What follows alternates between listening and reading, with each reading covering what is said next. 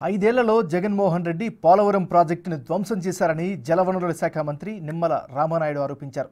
జగన్ నిర్లక్ష్యం వల్ల రాష్ట్ర రైతాంగం తీవ్రంగా నష్టపోయారని తెలిపారు. రాయలసీమలోని ఆవులపల్లి ప్రాజెక్టులో పెద్దిరెడ్డి రామచంద్రారెడ్డి 100 కోట్ల అవినీతికి పాల్పడ్డారని ఆరోపించారు. గత 5 ఏళ్లలో ఇరిగేషన్ శాఖలో జరిగిన అవినీతిపై శ్వేతపత్రం విడుదల చేస్తామన్నారు నిమ్మల.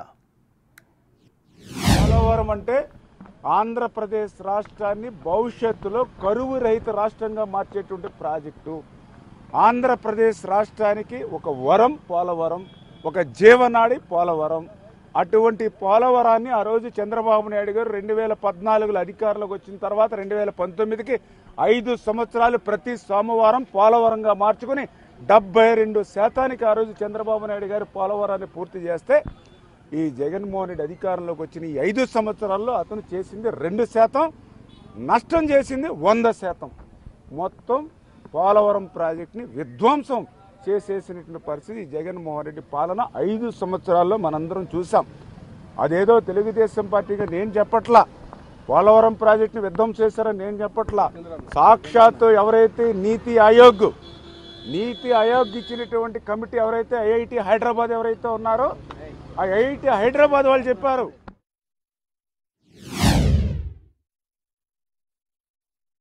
ఏదైతే 2019లో ప్రభుత్వం మారిన తర్వాత అక్కడ పనిచేసేటువంటి ఏజెన్సీలన్నీ రద్దు చేసేసి ప్రత్యామ్నాయ ఏర్పాట్లు చేయకుండా పోవడం వల్లే డయాఫ్రామ్ వాళ్ళు దెబ్బతింది. 2020లో వచ్చినటువంటి ఆగస్టులో వచ్చిన వరదలకి డయాఫ్రామ్ వాళ్ళు దెబ్బతింది. అదే 2019లో ఈ ప్రభుత్వం పనిచేస్తున్నటువంటి ఏజెన్సీలు కంటిన్యూ చేస్తుంటే ఏదైతే మే నెల జూన్ నెల అంటే 2 నెలల్లో పూర్తవ్వాల్సినటువంటి ఎగువ కాపర్ డ్యాం పూర్తి చేస్తుంటే 2020 ఆగస్టు వరదలకి డయాఫ్రామ్కి నష్టం లేకుండా ఉండేది.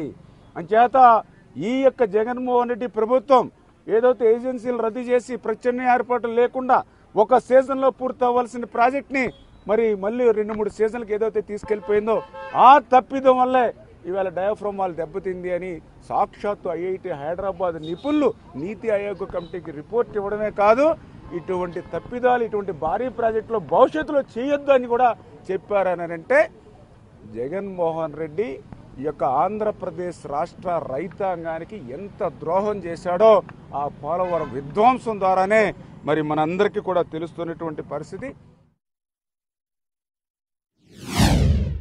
ఏదైతే పదే చెప్తూ ఉంటాడు నేను రాయలసీమ బిడ్డని అని చెప్పి, నేను రాయలసీమ బిడ్డ అని చెప్పి రాయలసీమకు కూడా ఆయన చేసినటువంటి పరిస్థితి ఏంటని చూస్తే మేము 5 సంవత్సరాల్లో 12,000 కోట్ల రూపాయలు ఇరిగేషన్కి రాయలసీమలో కేటాయిస్తే ఈయన రాయలసీమ బిడ్డ అని చెప్పి ఈయన 5 సంవత్సరాల్లో కేవలం 2,500 కోట్ల రూపాయలు మాత్రమే రాయలసీమ పెట్టిన పరిస్థితి. అందులో కూడా మళ్ళీ 40% మళ్ళీ వీళ్ళ అవినీతికే పాల్పడినటువంటి పరిస్థితి. ఆవులపల్లి ప్రాజెక్టు పెద్దిరెడ్డి రామచంద్రారెడ్డి ఏదైతే ఉందో ఆవులపల్లి ప్రాజెక్టుకి ఎటువంటి అనుమతులు లేకపోయినా క్లియరెన్స్ లేకపోయినా 600 కోట్ల రూపాయలు దానికి కేటాయించి బిల్స్ చేసేసుకునేటువంటి పరిస్థితి, పనులు జరగకుండా. దాని మీద ఏదైతే నేషనల్ గ్రీన్ ట్రిబ్యునల్ కూడా దాని మీద 100 కోట్లు జరిమానా విధించింది అని అంటే ఈ యొక్క ఇరిగేషన్లో వీళ్ళు ఏ స్థాయికి అవినీతికి పాల్పడ్డారనే దానికోసం ఇదే ఒక్క ఉదాహరణగా మీ అందరికి కూడా చెప్తూ ఉన్నా. అదేవిధంగా ఏదైతే కృష్ణా నది మీద ఆ రోజు చాలా క్లియర్గా కృష్ణా లిఫ్ట్ అని చెప్పి అది కూడా ఇల్లీగల్గా ఏ విధమైనటువంటి పర్మిషన్స్ కానీ క్లియరెన్స్ లేకుండా రాష్ట్ర ప్రభుత్వం ఆ రోజు మొదలు పెడితే దాంతో అంతర్రాష్ట్ర వివాదాలు మొదలై కేంద్ర ప్రభుత్వం దృష్టికి తీసుకెళ్తే చక్కగా కేంద్రం ఏదైతే మన గోదావరి కృష్ణా జలాల మీద మనకు హక్కు లేకుండా కేంద్రమే ఈ యొక్క కృష్ణా గోదావరి మీద హక్కులు కేంద్రమే తీసుకుంది అని అంటే జగన్ అనాలోచితంగా ఆ కృష్ణ సంబంధించినటువంటి లిఫ్ట్ ఏదైతే పర్మిషన్ లేకుండా అంతర్రాష్ట్ర వివాదాలకి తెరదీసి మన హక్కుల్ని మనమే వదులుకునేటువంటి పరిస్థితి జగన్మోహన్ రెడ్డి ఏదైతే ఆంధ్రప్రదేశ్ రాష్ట్రానికి తీసుకొచ్చి రాష్ట్ర రైతాంగానికి ఏ విధంగా అయితే ద్రోహదం చేశాడో ఇవన్నీ కూడా మర్చిపోలేనిటువంటి పరిస్థితి.